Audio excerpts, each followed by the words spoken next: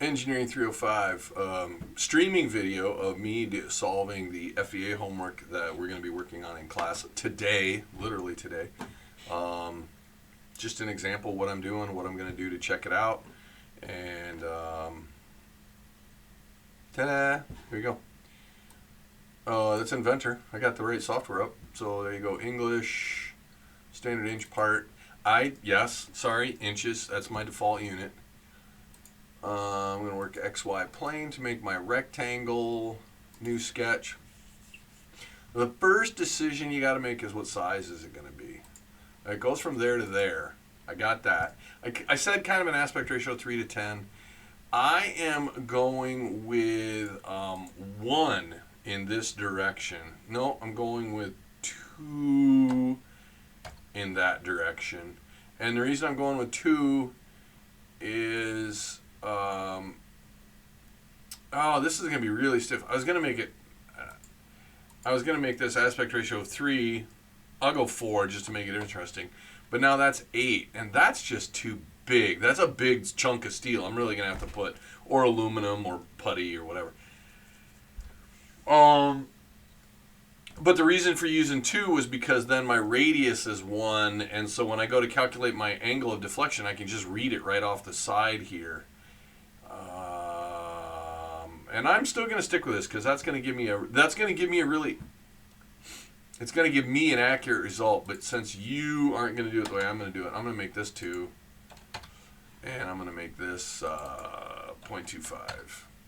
Oh, that's too thin. That's an aspect ratio of 8.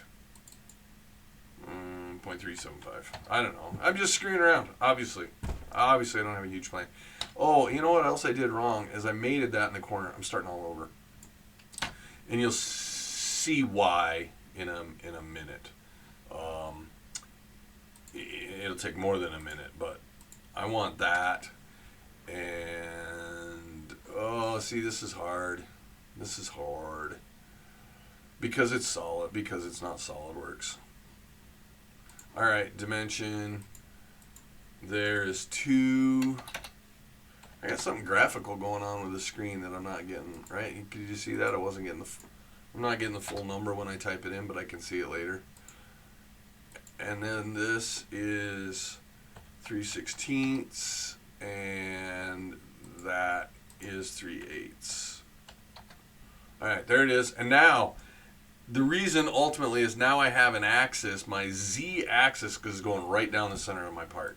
I think that's going to help me, but it might not. I'm going to extrude that a ways. Just give me a foot. I want to look at it. I want it coming out of the page. Good. Then I have everything I need. I'm going to jump to, I think, I can grab that right out of the menu. So we'll see if this works. We'll see. I'm going to create a study. Static analysis. Good. I'm not even looking at the other things. Yeah, okay. I am going to assign a material. I'm going with aluminum again, 6061 T6. Aluminum. It would be up at the top alphabetically. Okay. I have to put a fixed surface at the back. I know that's kind of interesting. Why am I doing it at the back? Yeah, fixed surface there. Apply. Here's your hard one now. Now we get to, there's my fixed at the back. Here's my load, and I'm going to put a moment. See, it's not going to let me. Maybe it'll let me do it. I'm going to put a moment, like that. Now it's already picked the middle. I have to pick the direction, and I'm trying to grab the Z, and it won't do it. So that's probably putting it about the centroid of the face, probably. Okay, I'll take it. I'm going to go with 1,000. It had inch pounds as my units. Pounds, force, inches. Apply. I'm going to go with that. So now I got to get out my, I got to get a piece of paper out. I got to start taking notes. Because I'm going to do the hand calcs and make sure that everything's working right.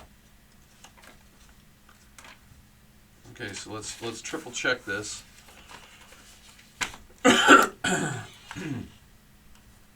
Delta is equal to TL over JG, and my stress is equal to TC over J. So I need to know, except those are the wrong equations.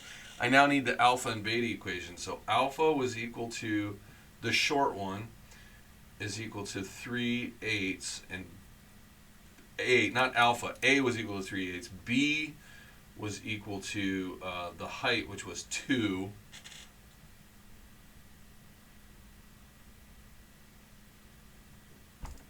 That's not what I want, because that's going to give me my major. Well, that'll be fine. But is that what I have?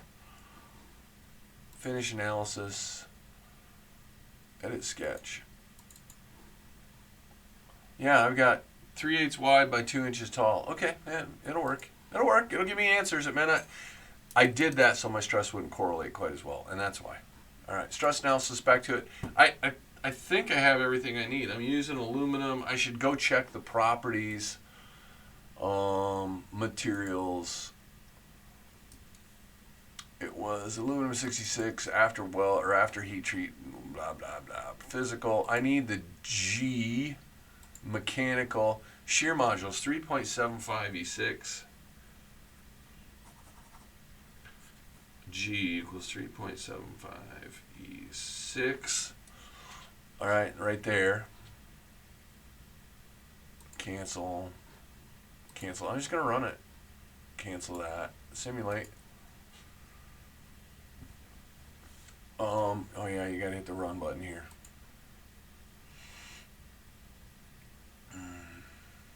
Okay, I got answers. I'm going to pause while I calculate my answers, and then we'll be able to make a comparison. Otherwise, I'm just looking at stuff. All right, the shear stress calculation. Shear's torque divided by alpha, which we don't, well, I calculated alpha right below, A squared B. The torque's 1,000, and then I went down, I needed alpha, so alpha is equal to beta, not equal to B, equal to beta. I'm in the wrong software program. Oh man, this is confusing. Two screens that don't want to work together. 1/3 B over B plus A, that was the Timoshenko equation on the study guide. And then I've got A squared and B, and I got 12,653 PSI. Now that's a shear stress. 12,653 is a shear stress. So I had the plot up. I'm going to just, I'll just do like this. Bonk. All right, I get, and this on the other side. Okay, you can't see it at all. Well, yeah, kind of. Okay, the maximum stress they're seeing is 23 KSI. Well, that's kind of interesting because we have 12. Ours is a shear stress, theirs is von Karman stress. They're not the same. Remember that. They're not the same. Quick and dirty, the shear stress is half the von Karman stress. If that's the only stress that's there, it's half. And so, yeah, we're in the neighborhood. Now, can I go find a better stress? Well, let's take a look. Shear stress XY, I don't think so, because that's going to give me the peak stresses. That's going to give me the peak stresses down here, and I think my peak stresses are going to be out at the top. But that's got 5,000. So let's go not XY, but how about, that's not the right stress at all. XZ. No, that's giving me 8,000 along that seam. YZ. Hey, look at that, 12.95 on that whole outside skin, or negative 13. So now, those numbers are not symmetric. They're not bad, but that means my model shifted a little bit. There's some other stuff going on. But this side is all hot there. Hot being red, the color. And blue here. And you can see, not symmetric at all. The blue penetrates farther. It's a little bit greater in. But those numbers, whether you go plus 12.9 or minus 13.2, it's pretty good. Now we should jump to do, well, let's say, pretty good. Pretty good is really a bad answer. Let's go with the 12.9. Let's average it. Say I got 13.15. Okay, I can't do two screens. It really isn't liking me at all. Let's see, from Inventor. Wow, it doesn't, it's not cooperating. My touchscreen is not writing at all. So it moves, but my pen quit working. So I can't do the calculations, but I'm going to do the calculations and calculate a percent error, because it doesn't matter that it's pretty good, that it looks good. What's your percent error, just so that we know? Old school. Inventor got 13.15 KSI. By hand, I calculated 12.65 KSI. That's a delta of 0.5. The difference of about 4%. And I averaged those two results. So, that's okay. It's good. I mean, hit the wrong button there. Realistically, that's, I'd like to be doing better, but this is one, again, if you're doing this by hand, if you're following the textbook, you're grabbing that chart and grabbing a number off the chart. So I don't think you're getting I don't think you're getting that coefficient correct within 4%. So, and I don't even agree from the left side of my model to the right side of my model to within 1%. So the FEA, one side, the answer, the red and the blue are 1% apart, right? Actually more than that. They're 2% apart. But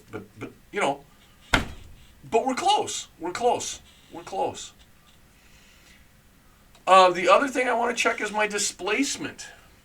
Again, hand calculation. Now I'm doing it on paper. So give me a second. I'll have answers there. Hey, just to let you know, I had to go back to the model to check the length because I forgot what I did 10 minutes ago. Just to let you know. Old school. Theta is equal to TL over beta A cubed BG. Formula's right in the book. That's equation 614 in the textbook sitting next to me. Substituted in my values after I looked them up. I had to check material properties again. I wrote it down, but I couldn't see. It's like, I don't think so.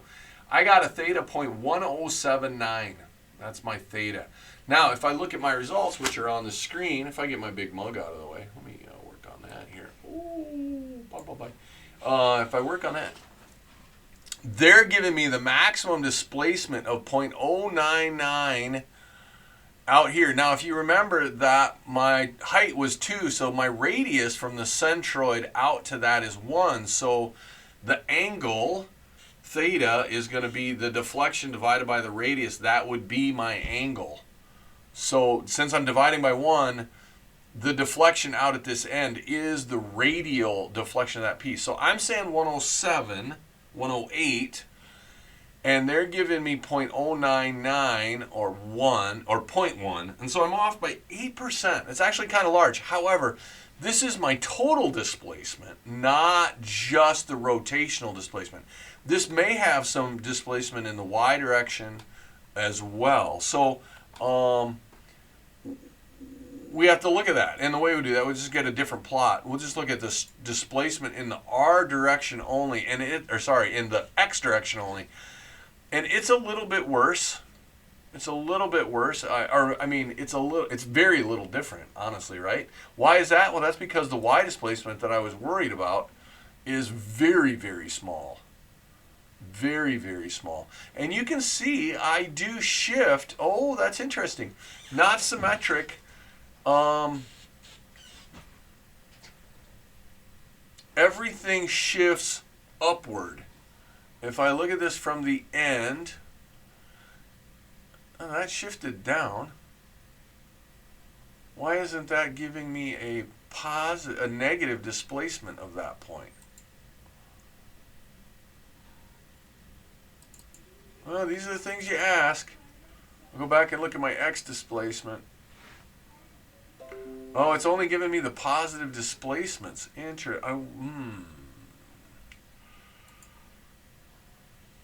Interesting. Maybe there's more analysis to look at. But that's I'm off by 8%. I'm off by 8%. I'll take. Okay. We got to make decisions about that. Is that good? Is that bad? I don't know.